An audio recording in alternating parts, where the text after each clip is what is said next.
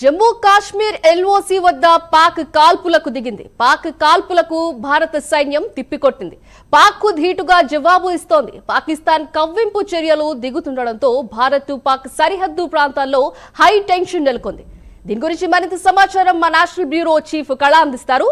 కళ, సింధు, దాదాపు పాకిస్తాన్ సైన్యము రాత్రంతా ఏదైతే ఎల్ఓసి వెంబడి ఉన్నటువంటి పాకిస్తాన్ సైన్యము రాత్రి నుంచి కూడా కవ్వింపు చర్యలకు పూనుకుంటుంది. దాదాపు రాత్రి నుంచి కూడా ఏదైతే మనకు అంటే కొంత అక్కడ ఉన్నటువంటి సైన్యం అంతా కూడా అంటే దాడులు చేయడం ప్రారంభించాయి. దీనికి తగ్గట్టుగానే భారత భద్రతా దళాలు కూడా ధీటుగా జవాబిస్తున్నాయంటూ కూడా అధికారులు వెల్లడించడం జరిగింది. ఎక్కడా కూడా ప్రాణ నష్టం జరగలేదన్నది అధికారులు వెల్లడించారు.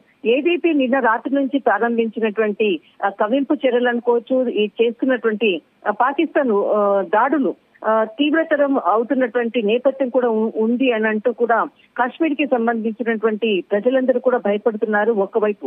మరొక వైపు ఈ రోజు ఏదైతే రాత్రి నుంచి ప్రారంభించినటువంటి కాల్పులకు గురించి తర్వాత పూర్తి సమాచారాన్ని ఎప్పటికప్పుడు కూడా కేంద్ర ప్రభుత్వము సమాచారాన్ని తీసుకుంటుంది. అయితే దీనికి సంబంధించినటువంటి వరకు ఈ రోజు ఏదైతే 15వ అంటే సైనిక దళాలతో ఈ రోజు జనరల్ ఉపేంద్ర ద్వివేది శ్రీనగర్ లో ఈ రోజు నార్థన్ కమాండర్ చీఫ్ ఈయన సమావేశం కాబోతున్నారు. ముఖ్యంగా ఏదైతే పహల్గావ్ ఘటన జరిగిందో ఆ ప్రాంతానికి కూడా వెళ్తున్నారు. తర్వాత వారు అంటే ఎవరైతే ఉగ్రవాదులు వచ్చేటటువంటి ఎటువైపు నుంచి వచ్చారన్నటువంటి సమాచారాన్ని పూర్తి అక్కడ ఈ సమావేశంలో చర్చిస్తున్నారు. అంతేకాకుండా రాత్రి నుంచి ఏదైతే కవ్వింపులు చర్యలు పాల్పడుతున్నటువంటి పాకిస్తాన్ కి ధీటుగా జవాబు చెప్పే విధంగా త్రివిధ దళాలు సిద్ధంగా ఉన్నాయంటూ కూడా సైనిక అధికారులు వెల్లడించారు. సింధు, ఒక బ్రేకింగ్ న్యూస్ చూస్తూనే ఉన్నాం మనము. ఏదైతే ఉగ్రవాదికి సంబంధించినటువంటి దాడు చేసినటువంటి ఏటీఎఫ్ కు సంబంధించినటువంటి ముఖ్యమైనటువంటి దాక్కున్నటువంటి ఇల్లు కూడా ఆర్మీ అధికారులంతా కూడా చుట్టుముట్టినటువంటి పరిస్థితి. అయితే ఇది పహల్గావ్ కు సంబంధించినటువంటి ఉగ్రవాది దాక్కున్నటువంటి స్థలము. టెర్రరిస్ట్ ఆదిల్ షేక్ ఇంటిని పేల్చివేశారు, సైన్యము పేల్చేసింది. కొద్ది క్షణాల క్రితం ఇది ఒక బ్రేకింగ్ న్యూస్ అనుకోవచ్చు. ఉగ్రదాడి చేసి ఇంతమందిని పొట్ట పెట్టుకున్నటువంటి ఏదైతే ముఖ్య కీలక పాత్ర చేసినటువంటి ఆదిల్ షేక్ ఇంటిని పేల్చేసినట్లు కూడా సైనికులు భారత సైన్యం ముట్టడించి దాదాపు దీనికి పూర్తిగా నిన్నటి నుంచే కూడా మొత్తం అంతా ఆ ఇంటిని చుట్టుముట్టడం జరిగింది.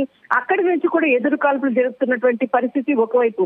కానీ ఇప్పుడే కొద్దిసేపటి క్రితమే ఆ ఇంటిని పేల్చివేసినట్లు బిజాబెహూరా త్రాలా ప్రాంతాల్లో ఉండేటటువంటి ఈ అబిల్ షేక్ ఇంటిని పేల్చేసినట్లు భారత భద్రతా దళాలు ఇక్కడ ప్రకటించారు. అయితే ముఖ్యంగా ఏదైతే ఆ నివాసంలో లోకల్ టెర్రరిస్టులు, ఈ కాశ్మీర్ ప్రాంతంలో జమ్మూ కాశ్మీర్ లో ఉండేటటువంటి ప్రాంత టెర్రరిస్టులు ఆ ఇంట్లో దాక్కున్నారు అన్నటువంటి పూర్తి సమాచారం కూడా ఉండడంతో ఆ ఇంటిని చుట్టుముట్టడం జరిగింది. చివరికి కొద్దిసేపటి క్రితమే భారత సైన్యం ధీటుగా ఆదిల్ షేక్ ఇంటిని పేల్చేసినట్లు కూడా అది భారత భద్రతా అధికారులు ప్రకటించడం జరిగింది. మరొక వైపు ఏదైతే ఈ రోజు జరుగుతున్నటువంటి 15వ సైనిక సమావేశంలో మాత్రమే ముఖ్యంగా చర్చించేటటువంటి అంశాలు మనకు చార్ధామ్ యాత్ర ఈ నెల 30వ తేదీన ప్రారంభమవుతుంది.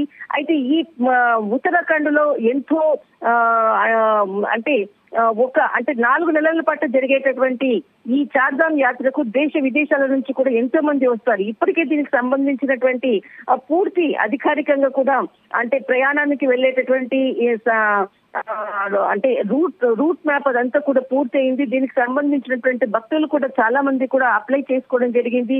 ఇప్పటి వరకు కూడా దాదాపు అంటే భారతీయులు కాకుండా విదేశీయులు కూడా ఇక్కడికి చాలా మంది వస్తూ ఉంటారు.